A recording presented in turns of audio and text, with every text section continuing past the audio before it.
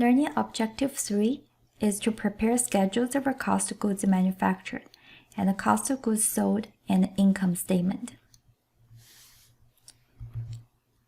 The schedule of cost of goods manufactured include three elements of costs mentioned earlier: direct materials, direct labor, and manufacturer overhead. It calculates the cost of raw material and direct labor used in production, and also the amount of manufacturer overhead applied to production. It also calculates the manufacturer costs associated with goods which were finished during the period. To create a schedule of cost of goods manufactured, it's important to understand the flow of product costs. So let's take a look at the product cost flows. This is the equation of raw materials. If we have beginning raw materials inventory plus raw materials purchased, and we can get raw materials available for use in production minus ending balance, we can get raw materials used in production. For raw materials used in production, if that's direct materials, we include it as manufacturer cost. We can also use a tier count to show the process here. We have beginning plus purchases minus ending. You can get the amount of used raw materials. The textbook defines that as items are removed from raw materials inventory and placed into a production process, they are called direct materials. But keep in mind, if there are indirect materials used in production, we should also subtract indirect materials from raw materials. And indirect materials should go to manufacturer overhead. In addition to direct materials, direct labor and applied manufacturer overhead should be also included in manufacturer costs. So those three together, direct materials, direct labor, and manufacturer overhead applied, are total manufacturer costs or product costs. The sum of direct labor and manufacturer overhead applied is called conversion costs. These costs are used to convert direct materials to a finished product. Total manufacturer costs are added to beginning working process inventory to get a total working process for the period. When products are finished, the cost of products finished will be transferred from working process to finished goods inventory.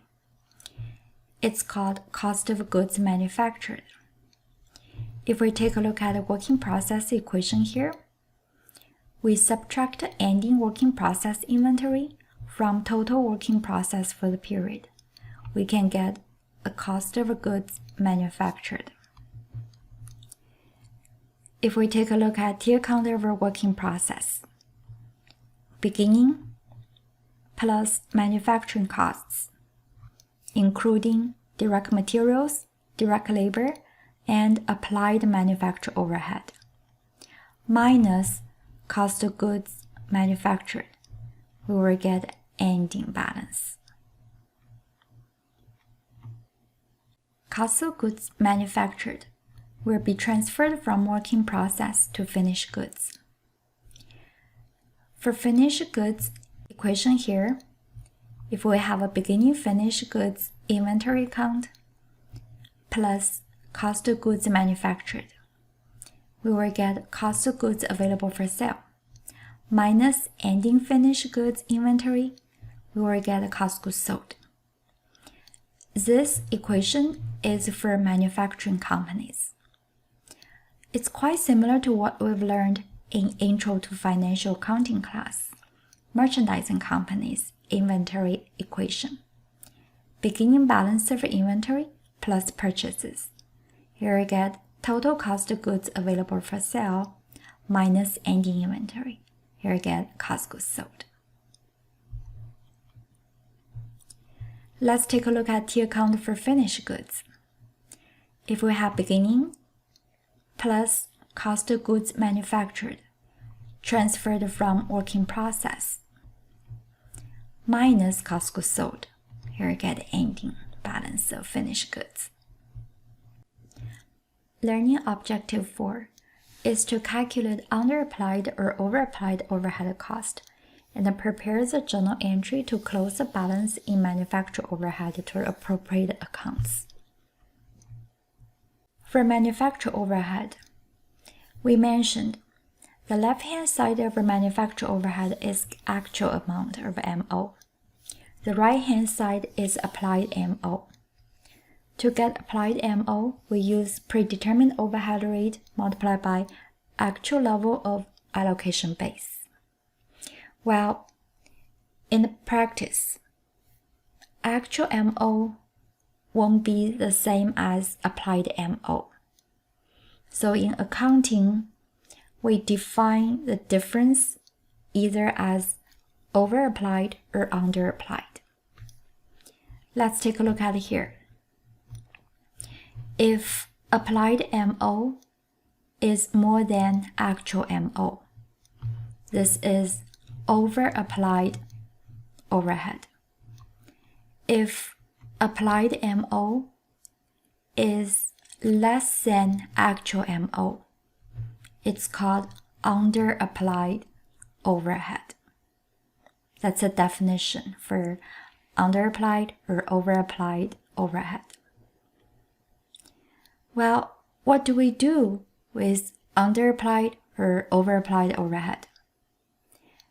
We have two approaches.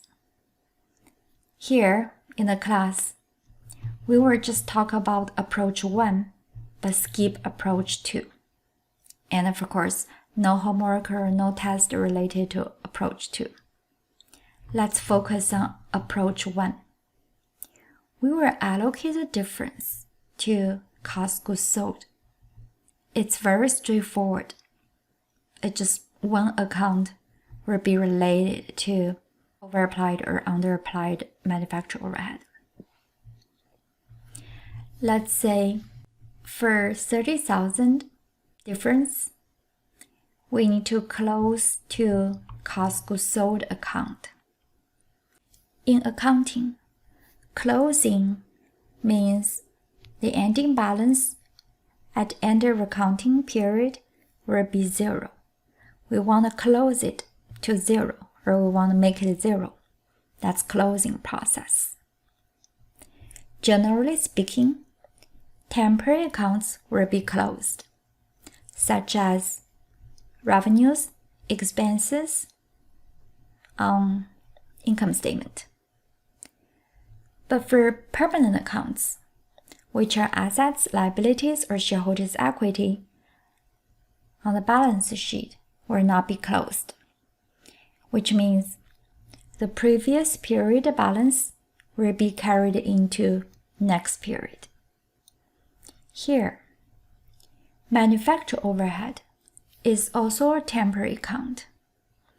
That's why if there's any balance at end of a period, then we should close it. In approach 1, we close it to cost of goods sold. Let's take a look at a specific example. Perrico's actual overhead for the year was $650,000 with a total of 170,000 direct labor hours worked on jobs. How much total overhead was applied to Perrico's jobs during the year, and use Perrico's predetermined overhead rate of $4 per direct labor hour. To calculate applied MO, we use predetermined overhead rate $4 multiplied by actual level of allocation base. Here, actual direct labor hours used for jobs, 170,000. So we can get total applied manufacturing overhead, 680,000. Now take a look at actual overhead, 650,000. Applied overhead is more than actual overhead. So this is over applied overhead.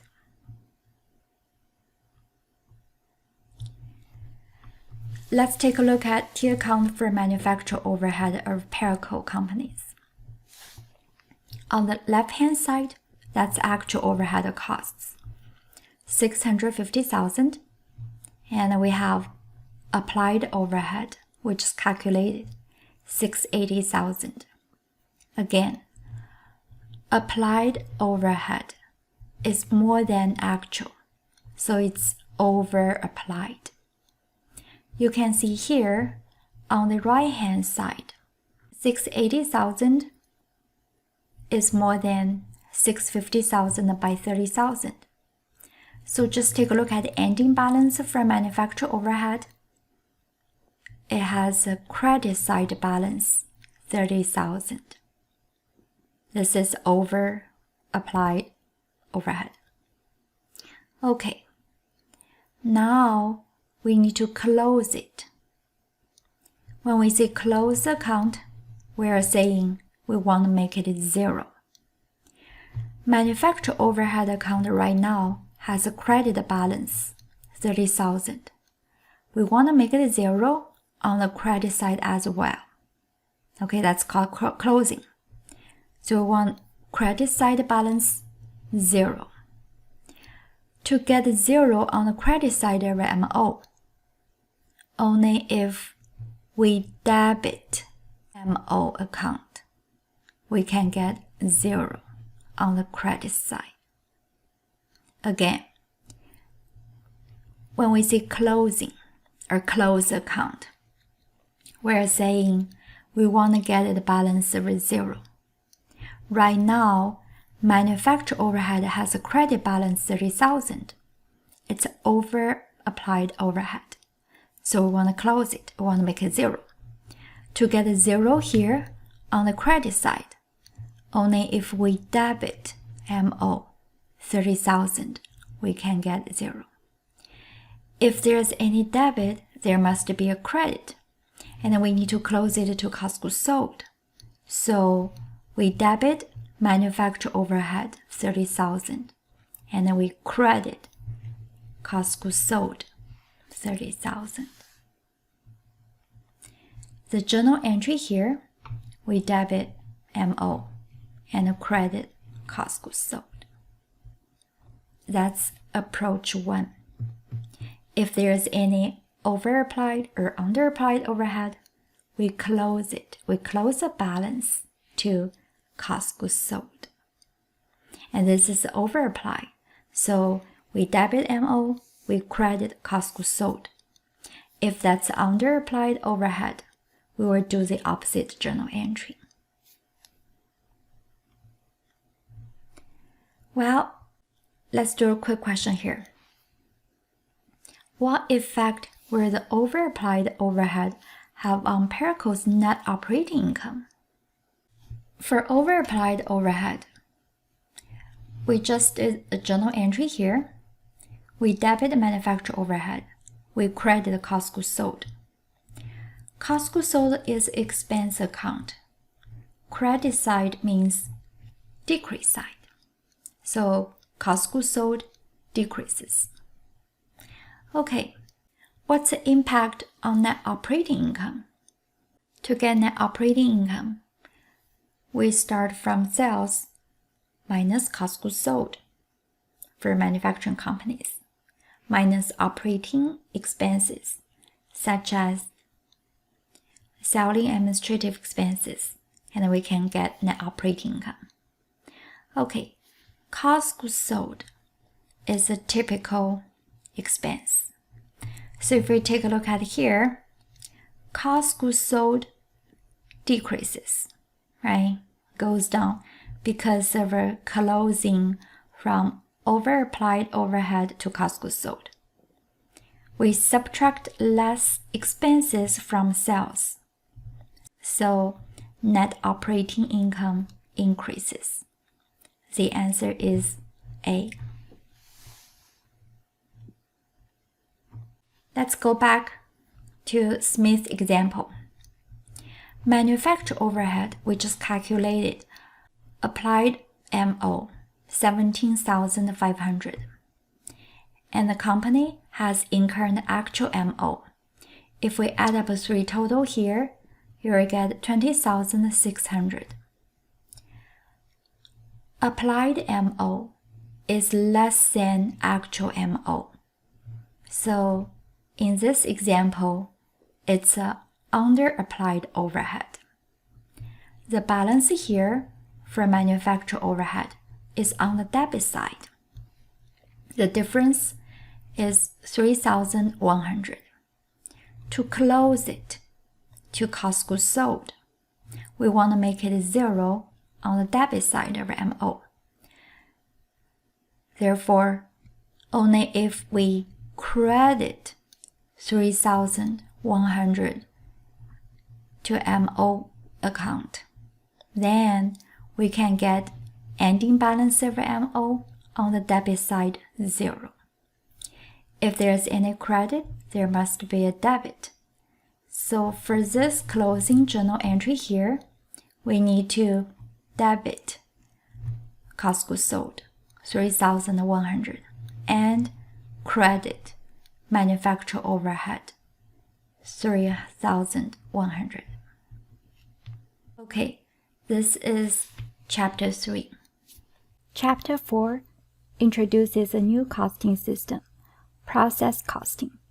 We will skip the chapter, but please read these 2 pages, page 148 and 149. It talks about the similarities and differences between job order and process costing systems. And this is a table summarizing the differences between job order and process costing.